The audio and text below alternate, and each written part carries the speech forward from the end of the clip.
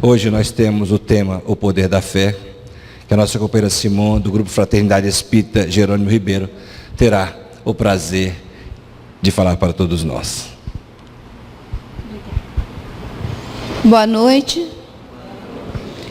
É uma enorme alegria iniciar o ano, falando sobre a prece. Essa palestra nós fizemos há alguns anos, quando começamos a procurar entender melhor o que é uma prece, como funciona, por que dizem que tem pessoas que fazem uma reza forte e outras que fazem uma prece que nunca funciona. E até para entender por que quando nós fazíamos as preces, elas traziam uma resposta íntima de compreensão, que nem todo mundo que estava à volta percebia da mesma forma. Então existiam tantas perguntas na nossa cabeça a respeito desse tema, que durante muitos anos nós fomos estudando vários livros, vários exemplos, para montarmos uma ideia e transmitirmos para outras pessoas o que nós aprendemos. Porque uma das coisas que ficam no nosso entendimento é que nós precisamos exercitar a atividade, a tarefa da prece. É um exercício.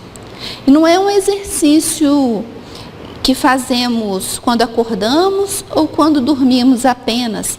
Como diz o Evangelho segundo o Espiritismo, isso é o que todos nós deveríamos fazer. Nós vamos aprender que prece é algo que a gente faz toda vez que estamos concentrados em uma tarefa, toda vez que estamos em silêncio, toda vez que admiramos a natureza, toda vez que pensamos em amor por alguma pessoa, toda vez que fazemos alguma coisa que gostamos, toda vez que fazemos alguma coisa de útil. Então nós inconscientemente fazemos prece muitas vezes por dia. Mas qual é o objetivo da doutrina espírita? É o nosso progresso espiritual. Para progredirmos espiritualmente, nós precisamos nos conhecer. E quando nós começamos a tomar atitudes conscientes com o objetivo de, nós começamos a programar o nosso crescimento espiritual, planejar a nossa própria evolução. Então a prece mostra-se para nós como uma poderosa ferramenta de autoajuda, uma poderosa ferramenta de crescimento espiritual. Mas ela tem um mecanismo, ela tem um funcionamento, ela tem uma forma de agir que às vezes a gente não compreende. É claro que nós não estamos aqui esgotando o assunto, porque é extenso e nós temos que reduzir tudo em poucos slides e falar em pouco tempo.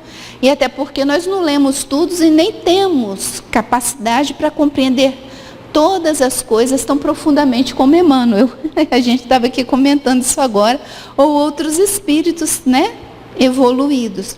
Então nós vamos convidar vocês para participarem de uma parte desse estudo, para que juntos a gente reflita mais um pouquinho sobre a prece. Então vamos lá. Em O Livro dos Espíritos, Allan Kardec, na parte 3, capítulo 2, a lei de adoração, fala sobre a prece. Ele pergunta aos espíritos, na pergunta 659, qual o caráter geral da prece? E os espíritos respondem, a prece é um ato de adoração. Orar a Deus é pensar nele, é aproximar-se dele, é pôr-se em comunicação com ele.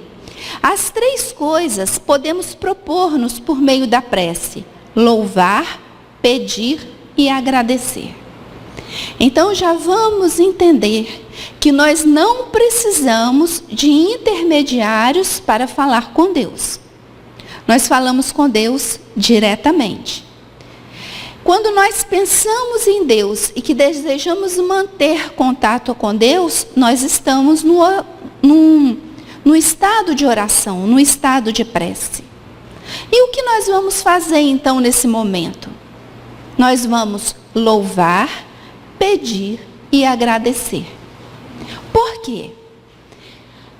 Se nós nos encontrássemos com um rei, nós não chegaríamos para ele de qualquer forma. Nós teríamos um protocolo para nos apresentarmos a essa figura de autoridade. Da mesma forma, devemos pensar em Deus. Para eu procurar a Deus, eu também devo procurar o quê? Chegar a Ele de forma limpa, tranquila, ou às vezes, num susto ou no medo, nós vamos entender que Ele nos atende. Mas como nós estamos falando de um exercício, de um novo hábito, nós precisamos pensar, eu preciso louvar, eu preciso pedir e eu preciso agradecer. E às vezes eu não peço para mim, mas para outro. E também nós vamos aprender que quando eu peço pelo outro, eu recebo primeiro. E agradecer por todas as coisas.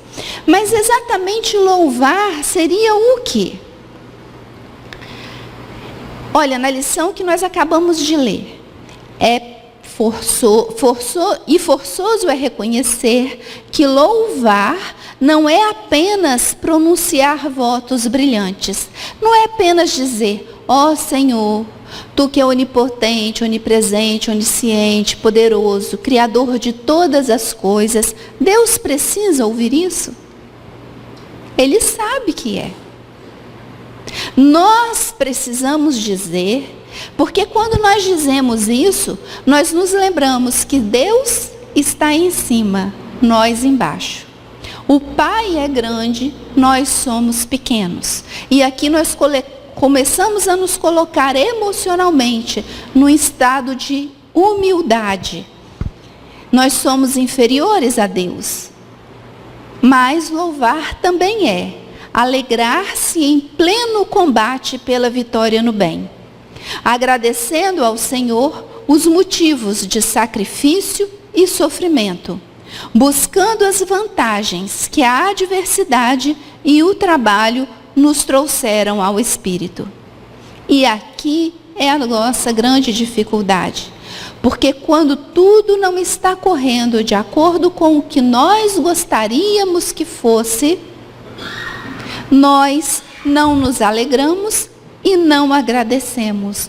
Nós costumamos nos lamentar e nos colocarmos em lugar de vítimas de Deus, esquecidos que nós é quem proporcionamos a nós mesmos as nossas dificuldades.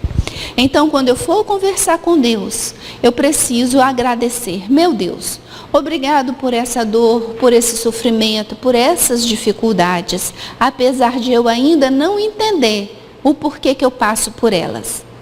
Ou talvez, apesar de eu ainda não entender a lição que eu estou precisando aprender. Aí eu peço, me ajude a compreender, me ajude a entender o que eu preciso aprender.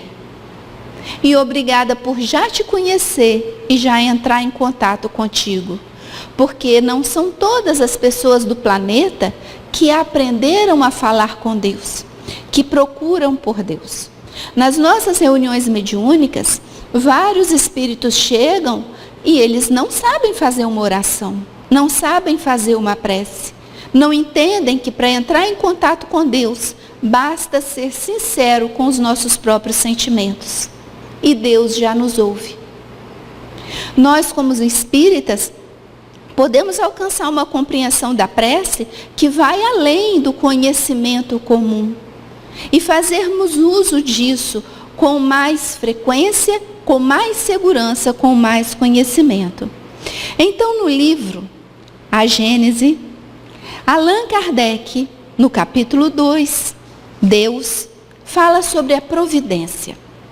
Como é que funciona a providência divina? Como é que Deus sabe de todas as coisas? Como Ele pode estar presente em todos os lugares? Como ele pode estar consciente de tudo? E isso era um mistério. Até Kardec, com todo o conhecimento que ele tinha junto com os espíritos, nos darem um esclarecimento sobre isso que é muito precioso. Olha lá. Ele primeiro explica o que é providência. A providência é a solicitude de Deus para com as suas criaturas. Ele está em toda parte, tudo vê, a tudo preside, mesmo as coisas mais mínimas. É nisso que consiste a ação providencial. Mesmo que a gente não peça, Deus sabe. Mesmo que a gente não saiba fazer prece, Deus nos socorre. Mas Kardec fica com a perguntinha: como pode Deus, tão grande, tão poderoso, tão superior a tudo, imiscuir-se em pormenores ínfimos, preocupar-se com os menores atos e os menores pensamentos de cada indivíduo? Então, como pode algo tão poderoso se preocupar com coisas tão pequenas, tão insignificantes? Porque se pensarmos que Deus cuida de um universo que é infinito, que cresce a cada instante, inclusive a NASA diz que a Via Láctea, que é a galáxia onde nós estamos, ela cresce a cada a cada 2 minutos ela permanece crescendo. Quem dirá o universo inteiro? Como Deus pode dar conta de tantas coisas grandes e magníficas, e ainda saber do que a gente pensa, do que cada um de nós sente? E aí a gente vai entender que Deus nos conhece pelo nosso nome. Ele sabe de todas as nossas reencarnações, de tudo o que fizemos para trás e das nossas possibilidades de futuro. E olha o que Kardec nos ajuda a entender. Na questão 22, então. Suponhamos um fluido bastante sutil para penetrar todos os corpos. Nós, na doutrina espírita, sabemos que tudo vem do fluido cósmico universal, que existem 2 princípios, o espiritual e o material. E o princípio material provém do fluido cósmico, é o fluido cósmico universal. Então nós vamos entender que essa mesa é fluido cósmico universal condensado, assim como nós somos. Nós no nosso corpo físico, porque nós espíritos somos outro princípio, somos o princípio inteligente. Que nos apossamos, construímos o nosso próprio corpo para que possamos progredir, evoluir nas nossas atitudes, nos nossos sentimentos, nos nossos pensamentos. Se esse fluido está em tudo, nós então estamos como? Mergulhados. Todo o universo está mergulhado nesse fluido cósmico universal. E aí ele vai dizer: assim como dizemos que o ar se torna sonoro, poderíamos dizer que o fluido se torna inteligente. Olha o que ele diz. O ar carrega o som da minha voz. Vocês me ouvem porque nós estamos numa atmosfera que possui ar. Com isso, a minha voz pode ser medida no volume, no tom e de todas as formas. Olha o que Kardec diz. O fluido cósmico universal está em tudo. Então, quando nós pensamos, nós damos a esse fluido um sentido, uma inteligência. É por isso que se eu penso numa pessoa que eu amo, de forma concentrada, essa pessoa lá pode sentir que eu penso nela. É por isso que o coração da mãe não se engana. Ela sente que o filho está num aperto ou está numa alegria, com clareza. Por quê? Porque o sentimento dá a esse fluido uma inteligência, assim como a minha voz dá ao ar um som. Isso é importante da gente entender. Tá bem claro para todo mundo? Ficou bem bacana? Então vamos lá. Olha lá. Figuremo-lo sob a forma concreta de um fluido inteligente, que enche o universo infinito e penetra todas as partes da criação, a natureza inteira mergulhada no fluido divino. Então tudo está no fluido divino. E ele é inteligente a partir de Deus e de nós que somos os seus co-criadores. E aí, achamos-nos então constantemente em presença da divindade. Nenhuma de nossas ações podemos subtrair ao olhar. O nosso pensamento está em contato ininterrupto com o seu pensamento, havendo, pois, razão para dizer-se que Deus vê os mais profundos refolhos do nosso coração. Estamos nele como ele está em nós, segundo a palavra do Cristo.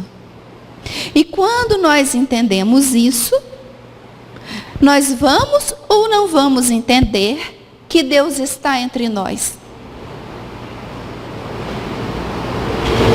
Deus está entre nós.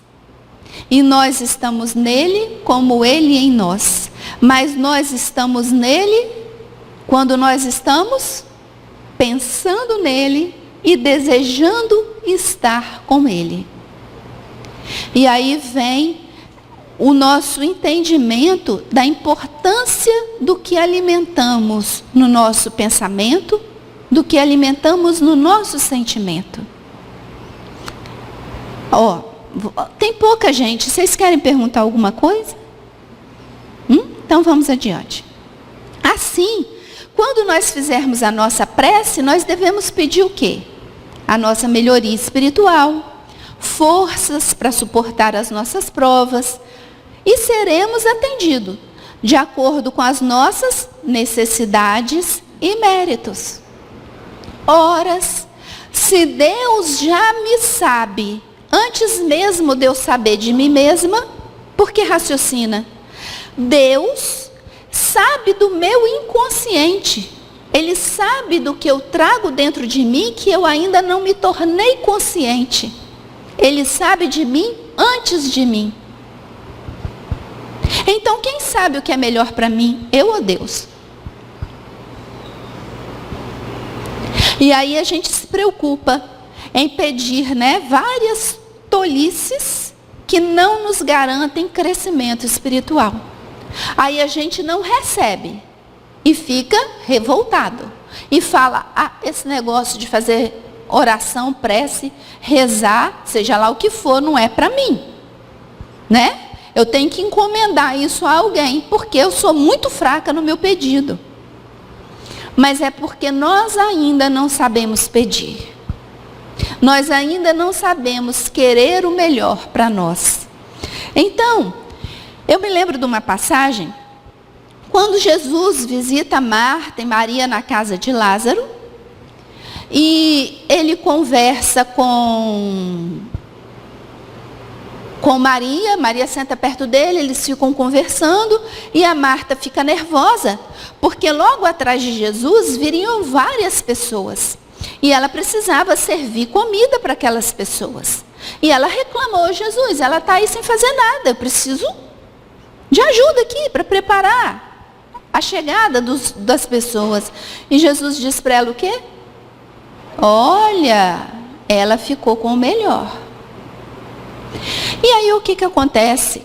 Quando acaba isso, ele se retira e vai fazer uma oração. Quando a gente estuda o Novo Testamento, a gente vê Jesus várias vezes se afastando para fazer uma oração. Mas é nesse dia que seus discípulos pedem, Senhor, nos ensine a orar. E ele faz o Pai Nosso. que é a oração mais completa que nós temos, né? A primeira oração mais completa de todas, que é maravilhosa. E aí ele diz o que para os discípulos? Olha, tudo o que vocês pedirem será atendido. Pedi, procurai e batei. Não é assim? Primeiro você pede. Depois o procurar é o quê? Você se esforça, você insiste, você persiste naquilo que você quer. E bater é o quê? Eu acho que eu troquei. Você pede, você procura. Quer dizer, você trabalha para conseguir e você bate. Bate é o quê? Insiste naquilo que você quer. Então Jesus está falando o que para eles? Não é fazer uma prece aqui e esquecer. Você faça a sua prece várias vezes por dia, vários dias. Porque você precisa acreditar naquilo que você quer. Quem começa a precisar acreditar no que quer somos nós. Porque nós fazemos um pedido e falamos assim, entreguei para Deus. Gente, entregou para Deus o que se o serviço é meu? Né? Eu persisto pedindo a Deus que me ajude a melhorar. E continuo insistindo em melhorar. Sempre. Mas permaneço na minha prece com constância. Não é isso? Então o Pai Nosso, Jesus disse isso a eles. Olha lá. Vocês façam a prece, pedi e dar-se-vos-á, buscai e achareis, batei e abrir-se-lhes-á. Então quer dizer, a gente pede, vai ser nos dado, mas a gente precisa caminhar, fazer um esforço para conseguir aquilo que nós estamos querendo. E precisamos persistir, porque bater não é assim, você bate até alguém abrir a porta. Então, com isso, a gente volta na nossa liçãozinha do início, quando Emmanuel fala: que probabilidade de êxito se reservará ao necessitado que formula uma solicitação em gritaria, com evidentes sintomas de desequilíbrio? Não tem gente que faz prece assim? Deus, olha, meu filho precisa passar no vestibular, precisa de um emprego bom, precisa de um carro, não é assim? A gente dá ordens a Deus. A gente manda daqui para lá, sendo que a gente nem sabe o que está pedindo. Às vezes aquilo que a gente pede é que vai ser infelicidade e não a alegria, né? Então, olha o que Emmanuel fala. O concessionário sensato, quer dizer, aquele que vem atender a prece, de início vai adiar a solução, aguardando prudente que a serenidade volte ao pedinte. O pedinte desesperado não sabe o que pede. Então ele nem vai saber se recebeu. Porque quem não sabe o que pede, também não sabe o que recebe, porque não sabe nem o que está procurando. A palavra de Paulo, então, é clara nesse sentido.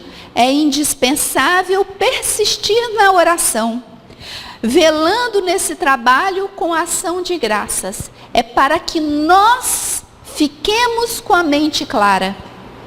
Não é porque Deus não sabe. Não é porque os amigos espirituais estão esquecidos de nós. É porque nós precisamos pensar muito bem no que nós queremos. Organizar a nossa mente. É um exercício, não é? Então, no livro Tormentos da Obsessão, psicografado pelo Divaldo Franco, né, do Espírito Manuel Filomeno de Miranda, no capítulo 16, Prova e Fracasso, o doutor Inácio Ferreira, na página 109, vai falar assim: vivemos em um universo de ondas e de mentes, de ideias, de vibrações, de energia, e tudo quanto existe é resultado das várias apresentações desses campos de força. Nós falamos do fluido cósmico universal. Nós entendemos que ele se torna inteligente através do nosso pensamento. Então, olha o que ele está dizendo. Se todos nós pensamos nesse planeta inteiro, nós vivemos mergulhados em ondas de pensamento. em várias sintonias diferentes, não é? E tudo então que existe é resultado e criação dos pensamentos, das ideias. Não é assim que André Luiz conta que foi construído o nosso lar? Pela vontade e pelo pensamento de um casal de portugueses? Não é assim que a gente constrói a nossa vida, que a gente organiza a nossa vida, pensando e planejando o que nós queremos e como nós queremos fazer? Pois então, nós cuidamos pouco do que pensamos e do que construímos na nossa mente. Então, Jesus nos ensinou: seja o que for que peçais na prece, crede que o obtereis e vos serás concedido. Gente, ele não falou o que for de bom, falou? Ele falou o que for. Então, se eu pensar para o bem, me será concedido no bem. E se eu pensar para o mal? Me será concedido no mal. Agora, qual de nós pode dizer que pensa coisas boas 24 horas por dia? Nós não pensamos. E é por isso que nós adoecemos. Por isso que coisas tristes acontecem conosco. Porque o que pensamos de negativo, nós atraímos de negativo para nós. Mas a gente pode se proteger até disso, vocês vão ver só. Aí ele continua. Por que na prece? Né? Por que a prece é tão importante? Aí o doutor Inácio Ferreira pergunta e responde, né? Esse mecanismo pode alterar a estrutura da nossa realidade. Passamos a experimentar outras expressões da energia que promana de Deus e nos modifica a realidade interior. Percebeu? Vai que eu estou com muita raiva. Eu me desequilibrei. Eu sento, porque reconhecendo que eu não estou bem e que eu não quero permanecer assim, eu me sento, me concentro e faço uma prece. E eu, pela minha vontade, uso a minha energia para me conectar com Deus, para pensar em Deus. Então eu louvo, eu peço, eu agradeço. O que vai acontecer comigo interiormente? Vou modificar a minha realidade interior.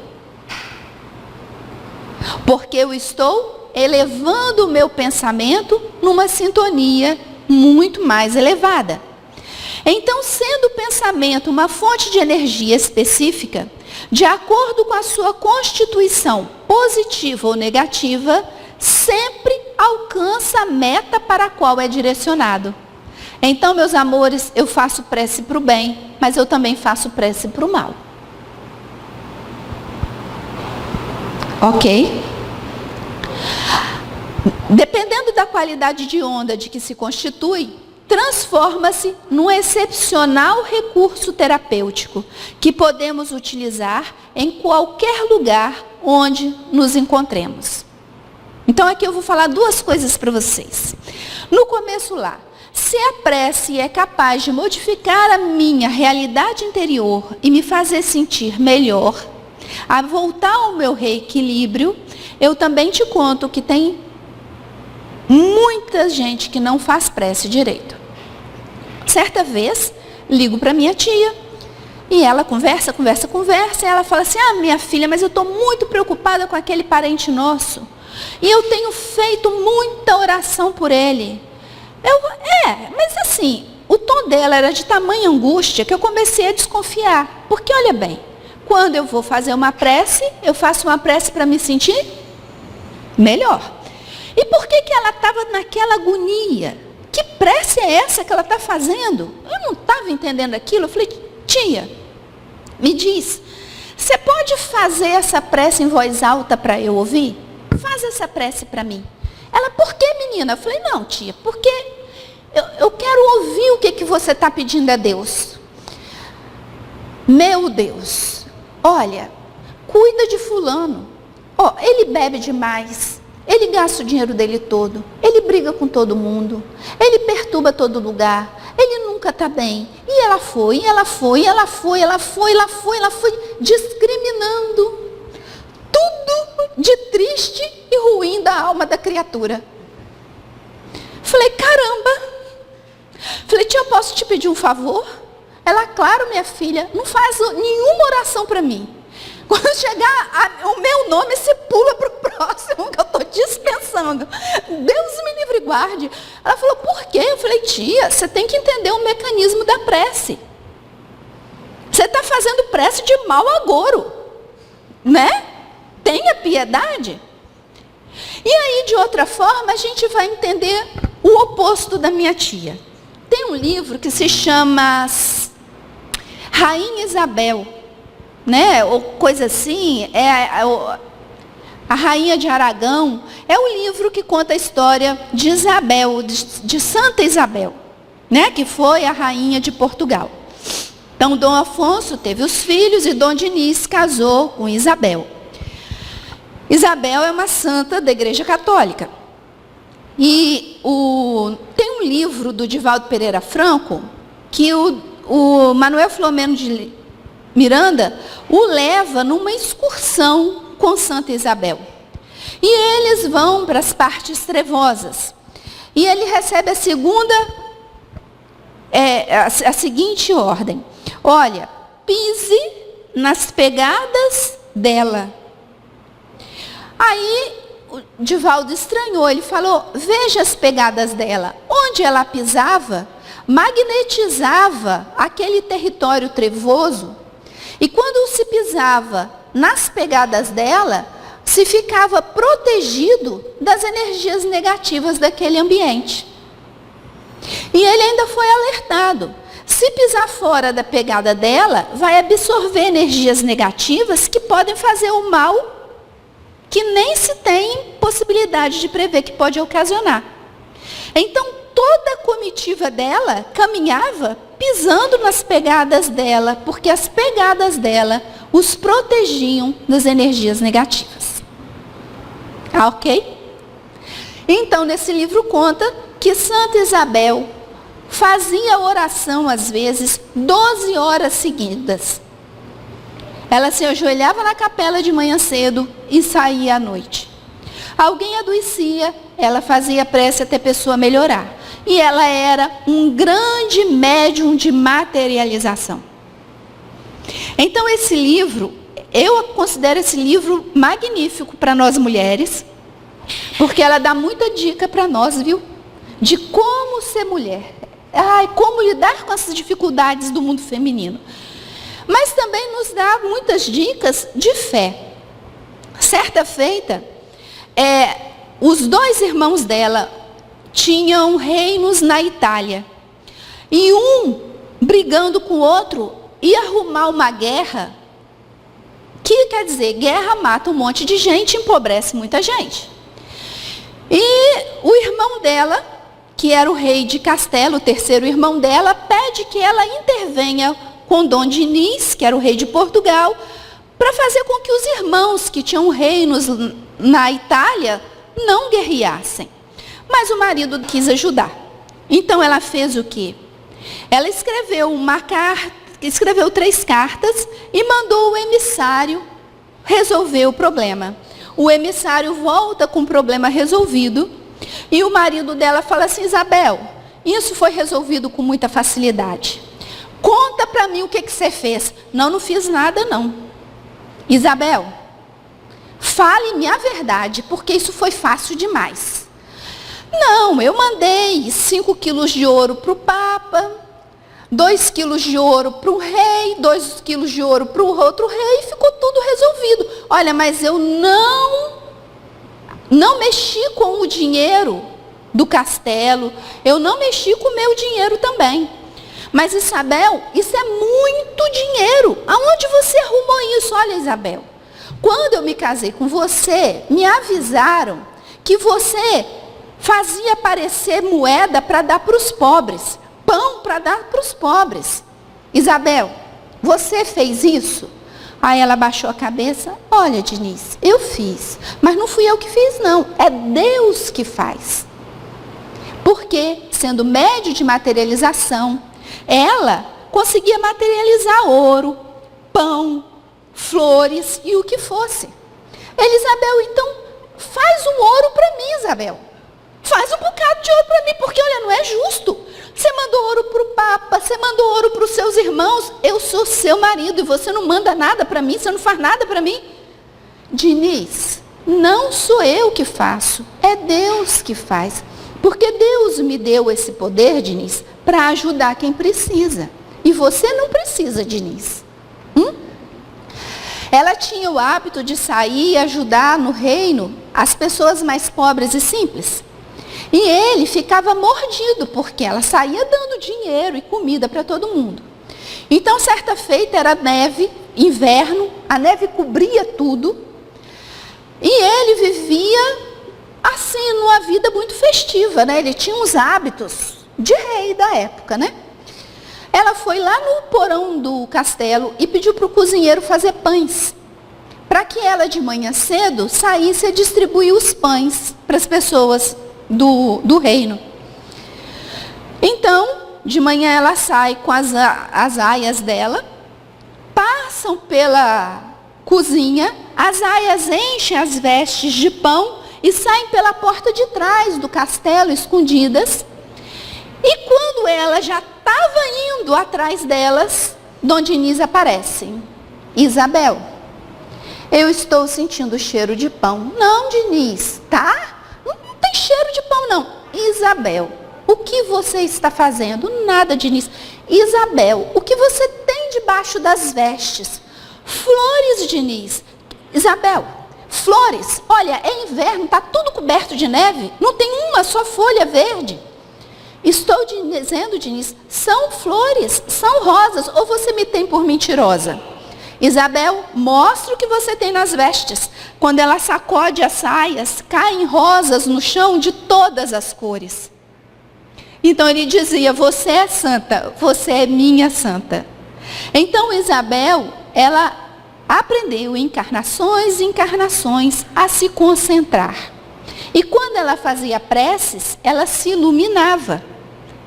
Tamanho poder de concentração e de qualidade de sentimentos e pensamentos que ela tinha. Então, meus queridos, nós vamos conquistar a nossa própria luz na medida em que nós sentirmos mais coisas boas. Quanto melhores forem os nossos pensamentos e os nossos sentimentos, mais iluminados seremos e melhor entenderemos as respostas de Deus. Então, na nossa lição, ele diz: há pessoas que enxergam somente a maldade e a treva e nunca se dignam examinar o tenro broto da semente divina ou a possibilidade próxima ou remota do bem. Encarceram-se no lado mal e perdem, por vezes, uma existência inteira, sem qualquer propósito de se transferirem para o lado bom. É uma escolha. Jesus diz, não existe pensamento mais ou menos. Ou você pensa no bem, ou você pensa no mal. Ou você sente no bem, ou você sente no mal. Ok? Então, no livro Os Mensageiros, André Luiz vai nos falar dos efeitos da oração. Olha o que Aniceto fala. O trabalho da prece é mais importante do que se pode imaginar, está faltando R, no círculo dos encarnados. Não há preces sem resposta. Toda prece impessoal, dirigida às forças supremas do bem, delas recebe resposta imediata em nome de Deus. Sobre os que oram, fluem das esferas mais altas os elementos forças que vitalizam nosso mundo interior, edificando-nos as esperanças divinas e se exteriorizam, contagiados de nosso magnetismo pessoal no intenso desejo de servir como o Senhor. Primeiro, olha lá, o trabalho é uma prece. Por quê? Porque eu estou usando meu tempo, estou usando a minha vontade. Quando eu uso o tempo e a minha vontade para fazer alguma coisa, eu estou trabalhando. Então, é um trabalho. Não há prece sem resposta. De novo, prece boa ou ruim, a prece tem resposta. Agora, toda vez que eu faço prece por alguém, a resposta é imediata. E olha o mecanismo da prece. Eu faço a prece, ela é ouvida, através de mim vem elementos, forças, que vão se exteriorizar de mim para quem eu estou pensando. A energia chega primeiro em quem? O primeiro beneficiado da prece sou eu. E o que eu vou encaminhar para o outro vai ser tingido com o meu sentimento. Então, o que vai dar valor e força à minha prece é a qualidade do que eu penso e do que eu sinto e minha capacidade de concentração. Ok? A prece é um trabalho e não é algo que a gente improvisa. A gente precisa exercitar até chegar na Santa Isabel. Olha lá. Então, o que a liçãozinha do início falou para nós? Estejamos convencidos de que a oração intempestiva, constituída de pensamentos desesperados e descabidas exigências, destina-se ao chão renovador, qual acontece a flor improdutiva que o vento leva. Então, pensamentos desesperados, treslocados, de raiva, mal pensados, nos vão levar para onde? Mas por que isso? Porque existem tipos de prece. Vocês estão vendo aqui o que ele falou? Olha, oração intempestiva destina-se ao chão. E qual é o primeiro tipo de prece que tem aqui? Prece descendente. Quando eu penso mal de alguém, que eu falo mal de alguém, que eu desejo mal para alguém, eu estou conectando com forças inferiores. As preces destinadas ao chão. Eu estou evocando forças inferiores. Eu estou me ligando com espíritos que desejam mal àquela pessoa. Eu estou me ligando ao mal. Eu estou usando o meu tempo e minha vontade no trabalho para o mal e não para o bem. A outra prece que tem é a prece horizontal. Quem sabe o que é prece horizontal? Só quando eu fico reclamando das coisas da vida. Eu fico aqui na horizontalidade, junto aos espíritos que estão aqui junto conosco, no nosso dia a dia. Aí eu reclamo da fila do pão, eu reclamo da fila do banco, que alguém fura a fila, eu reclamo de quem atravessa o carro na frente do meu, eu reclamo que eu dei uma topada na rua, eu reclamo do mau humor do marido, da tristeza do filho, e eu vou. Eu reclamo da televisão, eu reclamo. Tudo que diz da nossa rotina diária, do nosso dia a dia, das coisas materiais da nossa vida, é uma prece horizontal. Nós vamos receber coisas boas? É de se pensar, né? E a prece vertical? É aquela prece que nós lemos ali atrás. É quando eu peço com amor e sinceridade e que eu encaminho a minha prece para o alto. Então, no exercício da prece, a gente faz como essa escada aqui para chegar no farol, né? A gente vai educando o nosso pensamento, o nosso sentimento em estações mais elevadas, até que nós possamos chegar a um nível muito evoluído, né? E o que é uma prece refratária? André Luiz, em um dos seus livros, conta que uma adolescente, cuja mãe havia desencarnado e obsediava a madrasta dela, mas a menina não sabia. A menina sabia que a madrasta estava doente, que o pai estava triste, que o irmão mais novo dela havia morrido e que a vida dela estava muito triste. Então ela orava, ela fazia as preces dela, pedindo à mãe dela que ajudasse a situação familiar dela. Mas a mãe tinha ódio da madrasta porque a culpava de ter matado o filho dela. E a madrasta culpada se ligava a essa mãe, num processo obsessivo complexo. Mas a prece da menina era tão sincera que a prece era endereçada para quem? para a mãe. A mãe tinha condições de receber uma prece pura? Não. Então a prece batia na mãe e subia para o alto. Era uma prece vertical. E ouvindo esse pedido de prece no plano espiritual, acredito que o próprio Aniceto, junto com André Luiz e junto com Hilário, vem à Terra para ajudar essa família. Então, quando a gente faz prece, a gente não deve pedir prece para quem desencarnou. A gente não sabe o estado dessa pessoa. Vamos fazer prece para Deus? Vamos fazer prece para Jesus?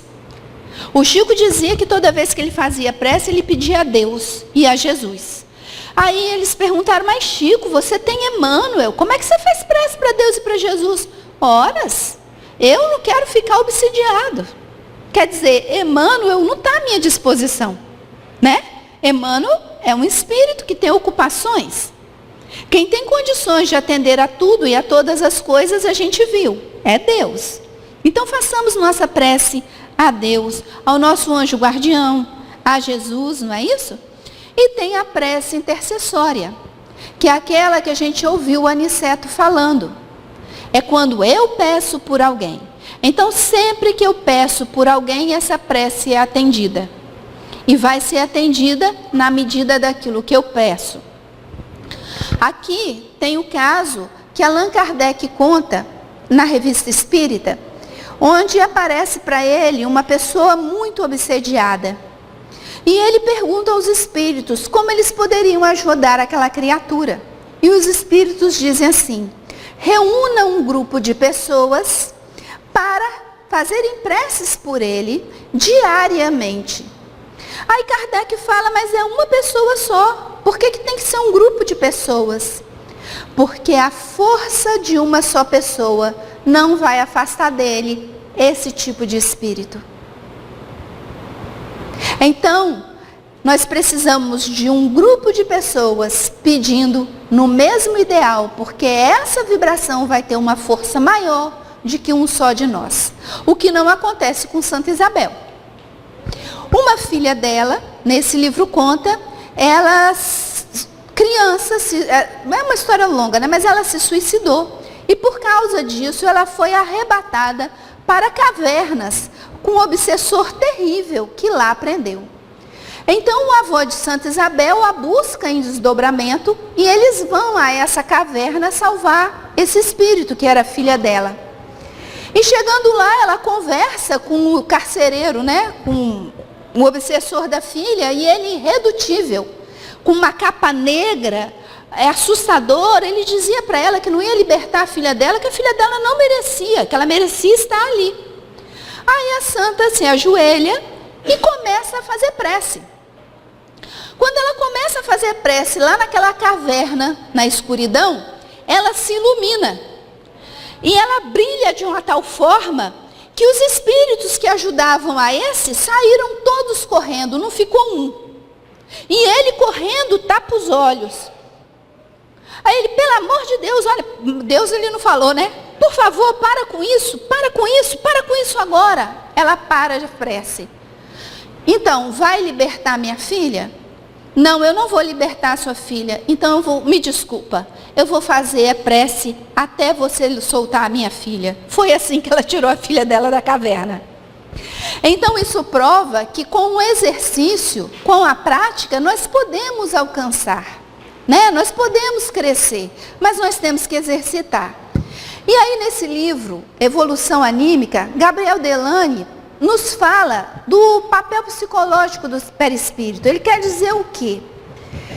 Se nós, na medida em que vamos evoluindo, vamos atraindo desse fluido cósmico espiritual os elementos para a construção do nosso perispírito, quanto mais leves formos no pensamento e nas emoções, mais leve será o nosso perispírito. Porque energia tem cor, tem peso e tem cheiro. Ok? Então ele vai dizer o que para nós? Que o nosso perispírito é a impressão digital do nosso espírito. E ele vai explicar que a nossa alma condiciona o nosso corpo. Ora, se o perispírito liga o meu espírito ao meu corpo, o meu corpo é consequência do meu perispírito. É consequência do que eu alcancei de evolução enquanto alma, enquanto espírito. Isto é, a alma modela o corpo num plano pré-concebido, tanto quanto dirige por meio do perispírito.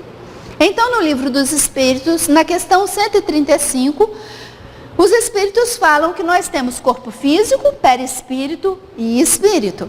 Pois bem, Delane fala o seguinte: a alma condiciona o corpo, isto é, o modela num plano pré-concebido, tanto quanto dirige por meio do perispírito. Então, nós somos como um eletroímã.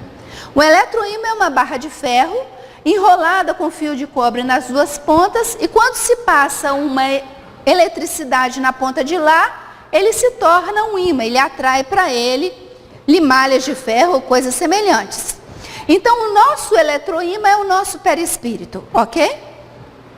Quando eu coloco a eletricidade, eu coloco uma força vital no corpo físico, ok?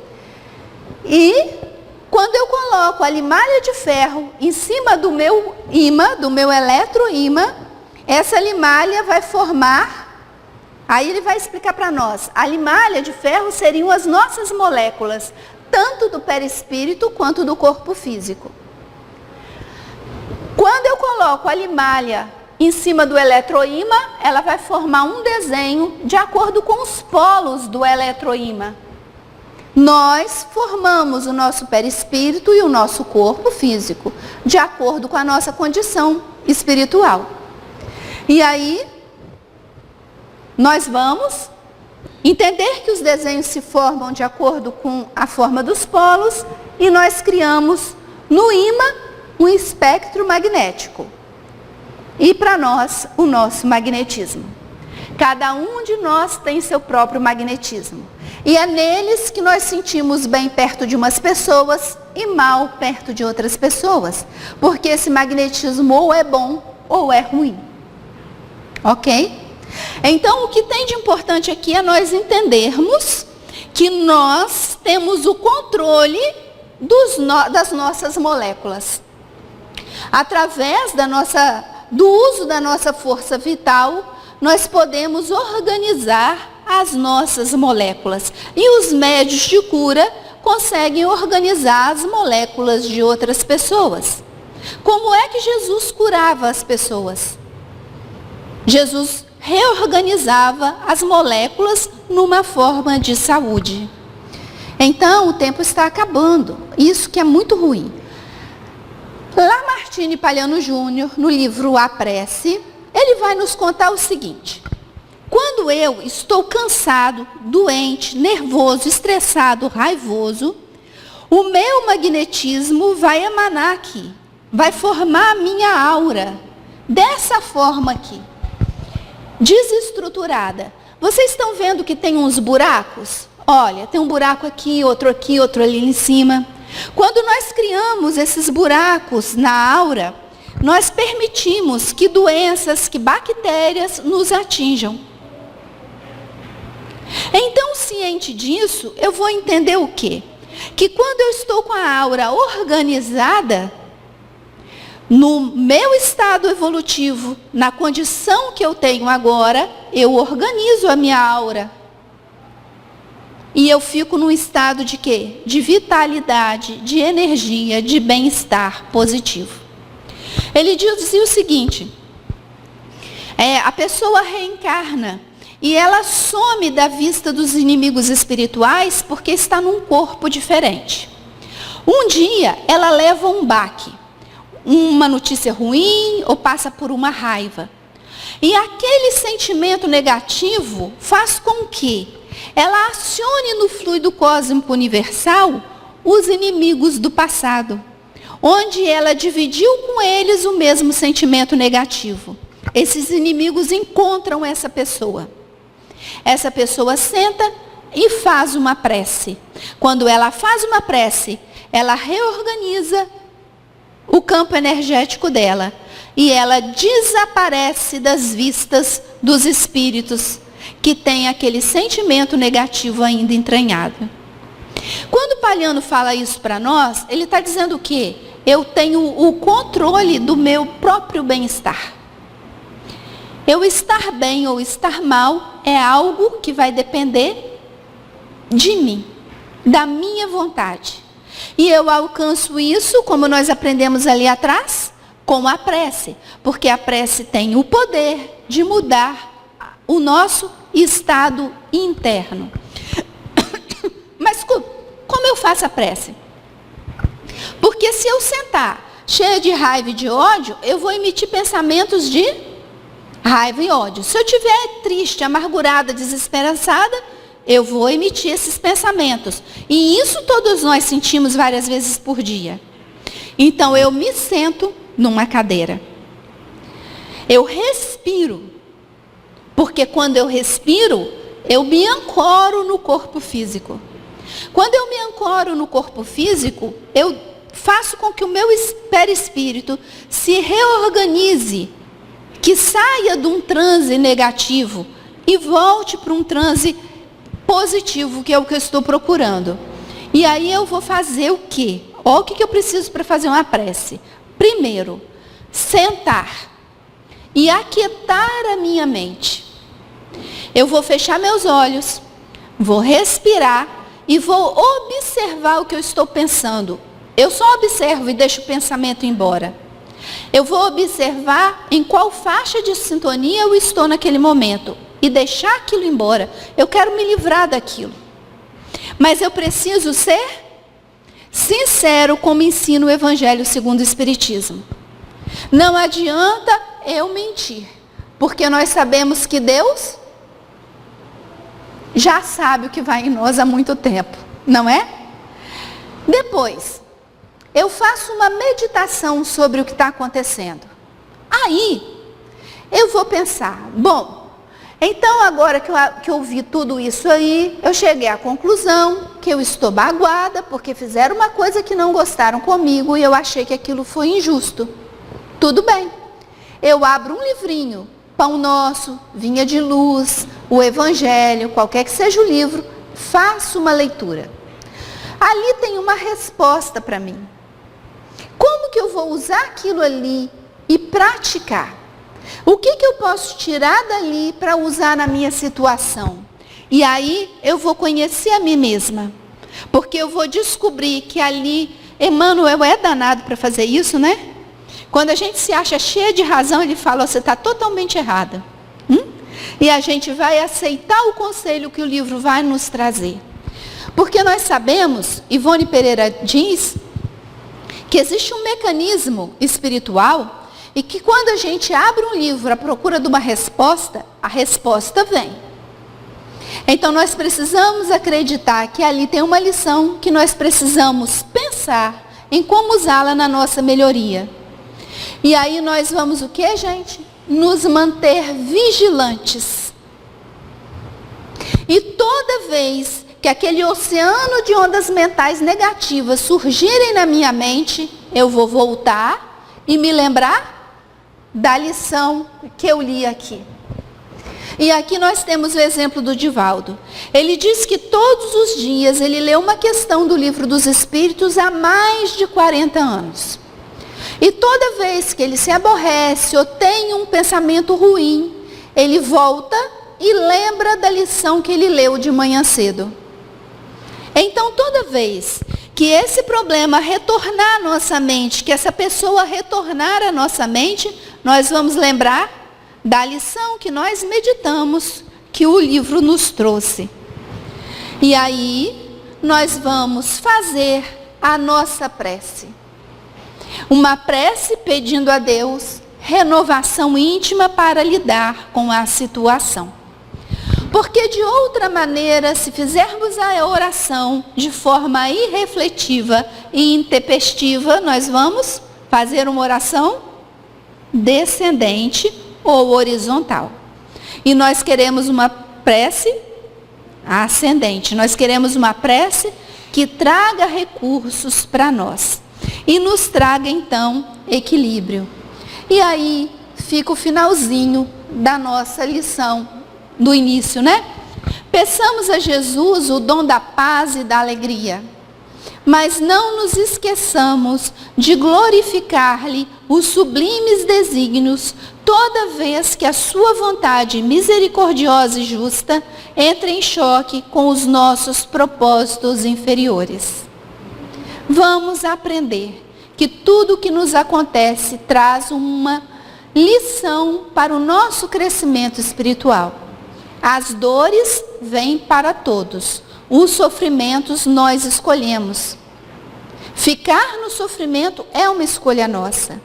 É por isso que Emmanuel diz, louvar é agradecer e se felicitar pela oportunidade do aprendizado e do resgate de nossas dívidas. E viver nessa felicidade é realmente um desafio e um grande aprendizado para novas encarnações. A gente reencarna para isso, né? Para ter reencarnações melhores.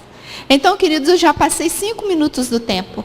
Eu agradeço a atenção de vocês. Muito obrigada pelo prazer, né? Pela alegria de estar aqui no Dia Mundial da Paz. Tenhamos muitas preces em nossas vidas, né? E estejamos sempre perto de Deus. Obrigada.